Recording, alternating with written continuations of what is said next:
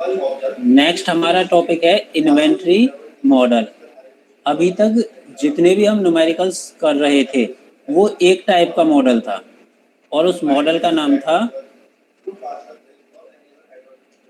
Purchasing model.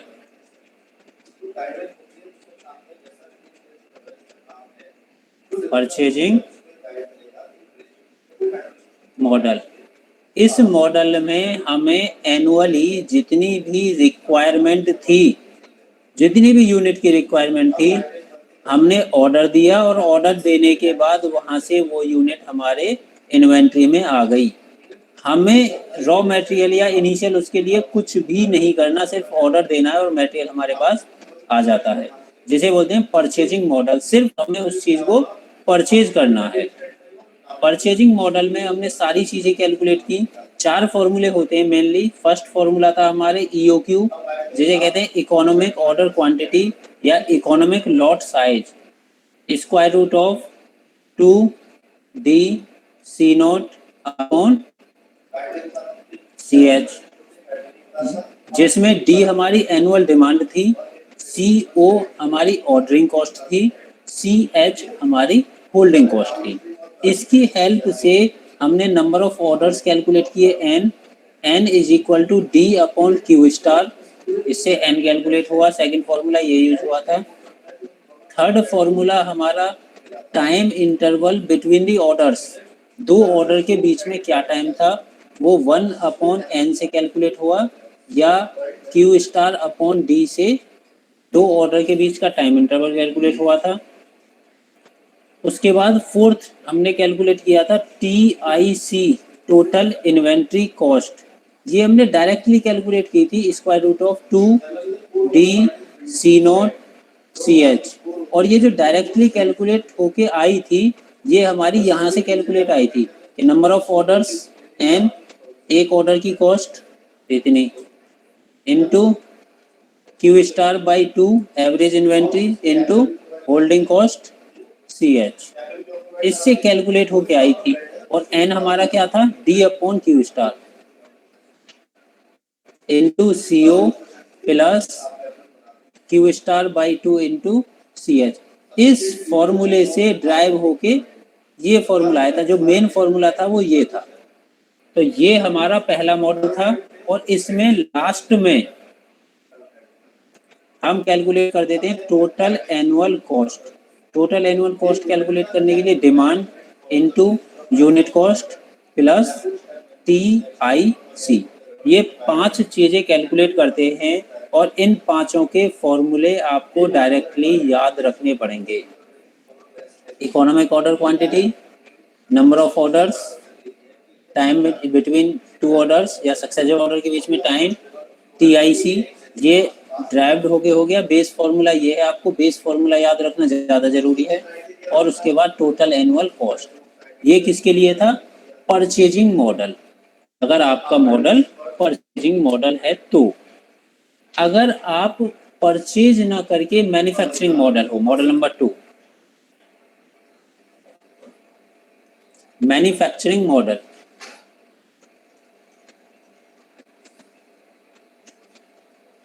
Manufacturing model कि जो आपको मटेरियल रिक्वायर्ड है, जो आपकी डिमांड है, उसे आप अपनी ही कंपनी में मैन्युफैक्चर भी कर रहे हो। जैसे किसी की शॉपकीपर की दुकान है, वो उसमें कोई फ्रूटी सेल करता है, तो फ्रूटी बना भी खुद रहा है और सेल भी खुद कर रहा है। तो जो उसकी डिमांड है, जो लोगों की डिमांड है, उसे फुलफिल करने के लिए उसने मैन्युफैक्चरिंग यूनिट भी लगा रखी है। तो ये हो गया मैन्युफैक्चरिंग मॉडल। परचेजिंग मॉडल और मैन्युफैक्चरिंग मॉडल में कोई ज़्यादा डिफरेंस नहीं है। चीज़ें सारी एज इट इज रहेंगी, जो ऊपर थी वही यहाँ रहेंगी, कोई भी एक्स्ट्रा चेंज नहीं होगा। माइनर चेंज होगा, वो क्या होगा,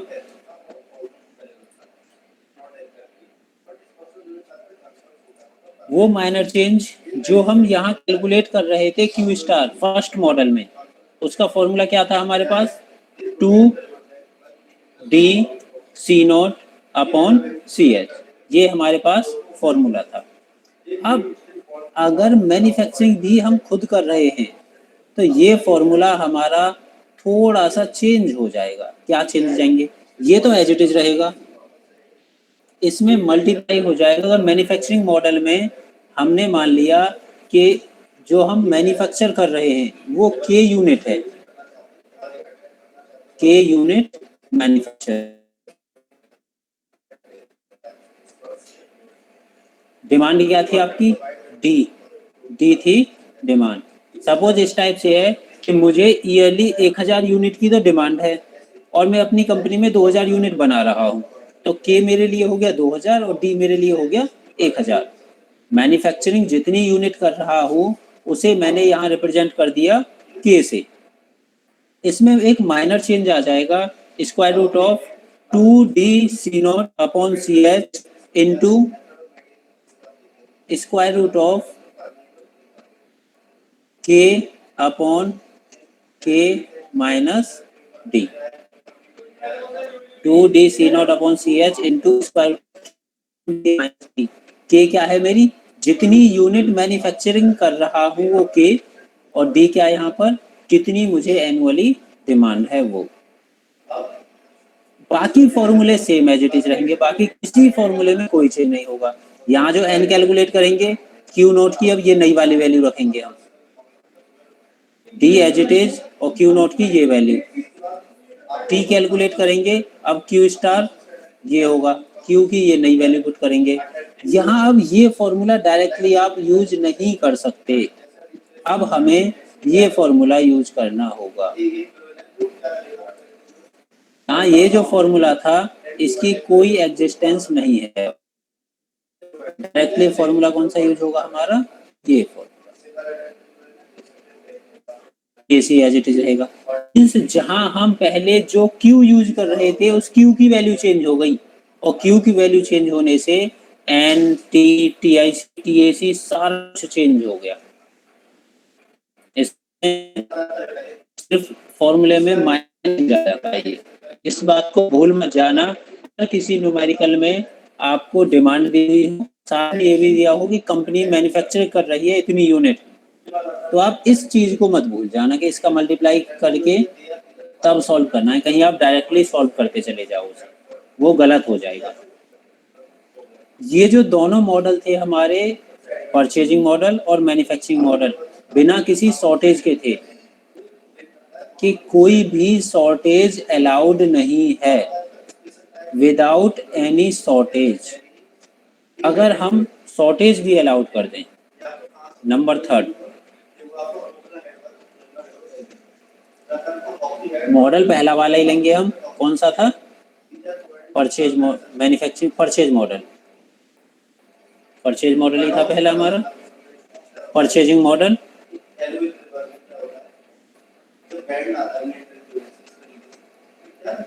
परचेजिंग मॉडल, यहाँ मॉडल तो आपका परचेजिंग मॉडल ही है, बट एक चीज में चेंज है यहाँ पर। क्या चेंज है? यहाँ शॉर्टेज अलाउड है, with shortage. Purchasing model with shortage, shortage का मतलब है कि जितनी यूनिट की रिक्वायरमेंट लोगों को थी उतनी यूनिट हम फुलफिल नहीं कर पा रहे, हमारे पास शॉर्टेज हो सकती है। बट पहले मॉडल में ये था शॉर्टेज वहाँ अलाउड नहीं थी, सो शॉर्टेज कॉस्ट भी नहीं थी, कॉस्ट शॉर्टेज। यहाँ पर एक एक्स्ट्रा पैरामीटर आ गया, शॉर्टेज कॉस्ट CS। फॉर्मूले में यहाँ भी कोई माइनर चेंज नहीं आएगा। पहला मॉडल मेन था, उसके फॉर्मूले जो थे वो फॉर्मूले एज इट इज रहेंगे, उनमें कोई चेंज नहीं होगा। बस मॉडल चेंज होने से उनमें माइनर चेंजेस होते रहेंगे। अगर हम शॉर्टेज की बात करते हैं और शॉर्टेज कॉस्ट हम यहाँ पर लेके चल रहे हैं, तो ये हमारे पास हो जाएगा Q star is equal to 2d upon CH into square root of CS plus C H upon C H, इसमें हम मल्टीप्लाई कर देंगे C S plus C H upon C H. बाकी क्यू चेंज हुआ तो ये चेंज हो जाएगा, ये चेंज हुआ तो ये चेंज हो जाएगा। फिर से यहाँ पर ये डायरेक्टली नहीं अप्लाई कर सकते, इसी फॉर्मूले से यूज करना होगा, बेस फॉर्मूला है जो आपका। ये चेंज हुए तो टीआईसी चेंज हो जाएगा, टीआईसी चेंज हुआ तो टीएसी चेंज हो जाएगा। चेंज एक ही फॉर्मूले में करना है, वो है आपका economic lot size Q star. सिर्फ और सिर्फ आपको इसमें चेंज करना, C S plus C H upon C H. इससे हम मल्टीप्लाई करेंगे, मल्टीप्लाई करने से हमारे पास, सॉरी सी एस है ये, C S plus C H upon C S, shortage cost, यहाँ शॉर्टेज कॉस्ट, यहाँ शॉर्टेज कॉस्ट, यहाँ होल्डिंग कॉस्ट जो यहाँ आई। तीसरा मॉडल हो गया। Fourth model, fourth model manufacturing model, manufacturing model with shortage. Manufacturing model एक तो के आएगा यहाँ पर क्योंकि हम मैन्युफैक्चर कर रहे हैं, शॉर्टेज मॉडल सी एस आ जाएगा, शॉर्टेज कॉस्ट आ जाएगी। यहाँ दो पैरामीटर ऐड हो गए एक्स्ट्रा, के और सी एच। तो दोनों को अगर हम कंबाइंड कर दें यहाँ पर, अगर दोनों को हम कंबाइंड कर दें, ये तो हमारा बेस फॉर्मूला, इस बेस फॉर्मूले में दोनों को अगर कंबाइंड कर दिया जाए, पहला कंबाइंड क्या करें हम, into square root of, manufacturing model के लिए क्या करते थे, के अपॉन के माइनस डी, ये तो करते थे हम मैन्युफैक्चरिंग मॉडल के लिए। अगर शॉर्टेज मॉडल होता था तो क्या करते थे, C S plus C H upon C S.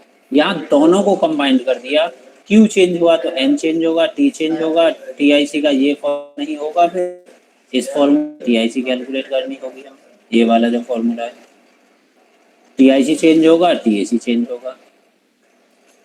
तो आपको फर्स्ट मॉडल के फॉर्मूले याद करने हैं। फर्स्ट मॉडल के फॉर्मूले याद करने के बाद अगर मैन्युफैक्चर है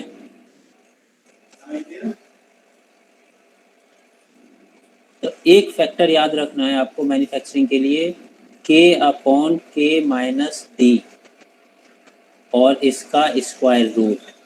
और अगर शॉर्टेज मॉडल है, इसके लिए याद रखना है आपको C S plus C H upon C H, जहाँ के मैन्युफैक्चर यूनिट, जितनी यूनिट हम मैन्युफैक्चर कर रहे हैं, C S shortage cost, shortage cost, और कोई भी चेंज नहीं करने। और ये न्यूमेरिकल में दोनों ही चीजें डायरेक्टली दी होंगी, जैसे हमें न्यूमेरिकल में दी होती है होल्डिंग कॉस्ट जितने, ऑर्डरिंग कॉस्ट जितने, डायरेक्टली दिया होगा शॉर्टेज कॉस्ट इज दिस। जहां आपको शब्द दिख गया शॉर्टेज कॉस्ट, इसका मतलब ये फैक्टर मल्टीप्लाई होके चलेगा इकोनॉमिक ऑर्डर क्वांटिटी में। और जहां आपको दिख गया मैन्युफैक्चरिंग की कंडीशन, इसका मतलब ये फैक्टर हमारा मल्टीप्लाई होके चलेगा इकोनॉमिक ऑर्डर क्वांटिटी में। और इनकी हेल्प से बाकी सारे डेटा हम कैलकुलेट करेंगे, जिस किसी में जो भी चेंजेस आएंगे वो हम कैलकुलेट करेंगे। तो नेक्स्ट लेक्चर में हम इनके न्यूमेरिकल करेंगे। बेस मॉडल तो हो गया, बेस मॉडल के बाद एक न्यूमेरिकल हम मैन्युफैक्चरिंग मॉडल का करेंगे और एक न्यूमेरिकल हम शॉर्टेज कॉस्ट का करेंगे। ओके।